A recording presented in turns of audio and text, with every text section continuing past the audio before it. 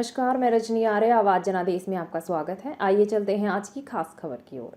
हिमाचल के 52वें पूर्ण राज्यत्व दिवस पर मुख्यमंत्री जयराम ठाकुर ने प्रदेश के कर्मचारियों, किसानों और आम जनता को स्वर्णिम तोहफे दिए।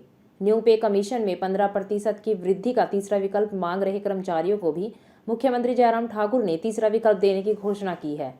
मुख्यमंत्री ने इस बात को दोहराया कि सरकार किसी भी कर्मचारी को पे कमीशन लागू होने के बाद आर्थिक नुकसान नहीं होने देगी। कर्मचारियों को 3% अतिरिक्त डीए मिलेगा, यानी कि अब कर्मचारियों को भी IAS अधिकारियों की तर्ज पर 31% डीए के समक्ष लाया गया है। इस घोषणा के बाद हिमाचल के सभी कर्मचारियों को भी अब 31% डीए दे तिथि से दिया जाएगा। 2015 से भर्ती हुए पुलिस कांस्टेबल के उच्च वेतनमान की मांग को मुख्यमंत्री जयराम ठाकुर ने स्वीकार कर लिया है। कांस्टेबल की मांग पर सरकार ने यह निर्णय लिया है कि 2015 के बाद के कांस्टेबलों को अन्य श्रेणियों की तरह ही उच्च वेतनमान का लाभ दिया जाएगा। जो कांस्टेबल उच्च वेतनमान के लिए पात्र हो गए हैं, उन्हें प्री रिवाइज स्केल का लाभ तुरंत प्रभाव से मिलेगा।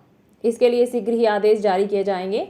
राज्य के 1,75,000 पेंशन धारकों को अब पंजाब पे कमीशन के तहत मिलने वाले लाभ दिए जाएंगे। मुख्यमंत्री जयराम ठाकुर ने सामाजिक और समाज के कमजोर वर्ग के लिए दिए जाने वाले विभिन्न पेंशन योजनाओं के लिए 35,000 की आय सीमा को अब 50,000 तक बढ़ाने का भी ऐलान किया। नई आय सीमा से करीब 1 लाख नए लाभार्थियों को लाभ मिलेगा। मुख्यमंत्री जयराम ठाकुर ने निःशुल्क बिजली और किसानों को राहत देने के लिए भी घोषणा की है।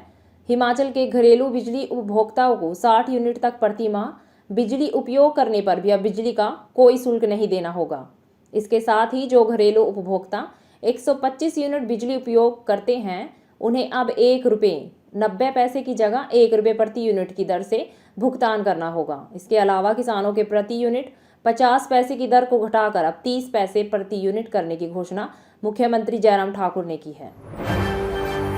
अयोध्या धाम में राम जन्मभूमि परिसर में मंदिर निर्माण की प्रक्रिया तीसरे चरण का कार्य आज विधि विधान पूर्वक पूजन अर्चन के बाद प्रारंभ कर दिया गया है। लगभग जून माह तक इस तीसरे चरण के प्लिंथ निर्माण का कार्य पूरा कर लिया जाएगा। श्री राम जन्मभूमि तीर्थ क्षेत्र ट्रस्ट के महासचिव चंपत राय, सदस्य डॉक्टर अनिल मिश्रा, अयोध्या राजा विमलेंद्र मोहन मिश्रा, निर्मोही अखाड़ा के महंत दिनेंद्र दास सहित कार्यदायी संस्था के इंजीनियर व अधिकारी मौजूद रहे। राम मंदिर निर्माण के तीसरे चरण में प्लिंथ निर्माण का कार्य आज से प्रारंभ कर दिया गया है।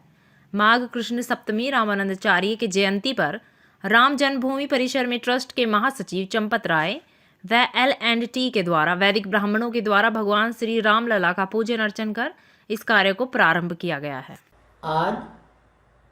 आज 24 जनवरी 2022 दोपहर 2:30 पर अयोध्या में श्री राम जन्मभूमि पर राफ्ट के ऊपर पूजन विधि विधान के द्वारा ग्रेनाइट पत्थरों का प्लिंथ रखने का काम प्रारंभ कर दिया।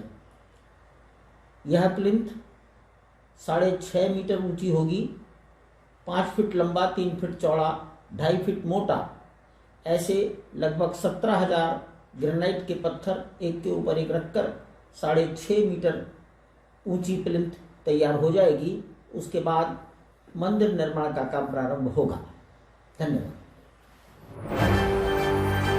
फिरोजाबाद के थाना एका में स्थित काली मंदिर के पीछे ग्राम नगलाकुंड में अवैध असला बनाने वाली फैक्ट्री का अवैध रूप से कार्य चल रहा था। इस बात की सूचना पुलिस को मुखबिर से लगी, जिसके चलते पुलिस मौके पर पहुंची तो सद्दाम हुसैन पुत्र आजाद अली, मनोज पुत्र राम नरेश, सविता निवासी पाढ़म थाना जसराना अवैध शस्त्र फैक्ट्री में बनाते पकड़े गए, जहां इनसे 7 अदद देसी निर्मित तमंचे, 2 जिंदा कारतूस व अवैध शस्त्र बनाने के अन्य उपकरण, छैनी, सरिया आदि बरामद हुए। पुलिस द्वारा विधिक कार्यवाही करते हुए दोनों युवकों को जेल भेज दिया गया।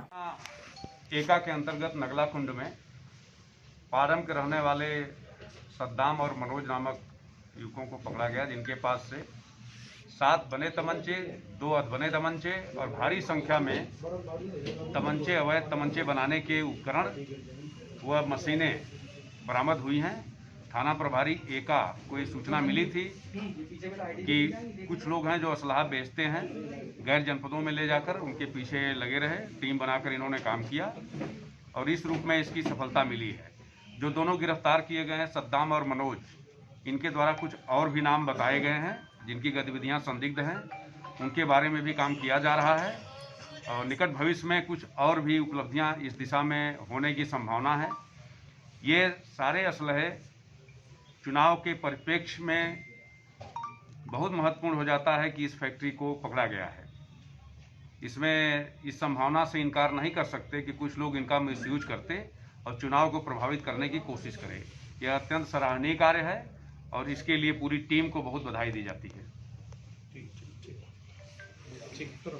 देश और दुनिया की ताजा खबरों को जानने के लिए हमारे YouTube चैनल को सब्सक्राइब करें, बेल आइकन को दबाएं और Facebook पेज को लाइक करना ना भूलें।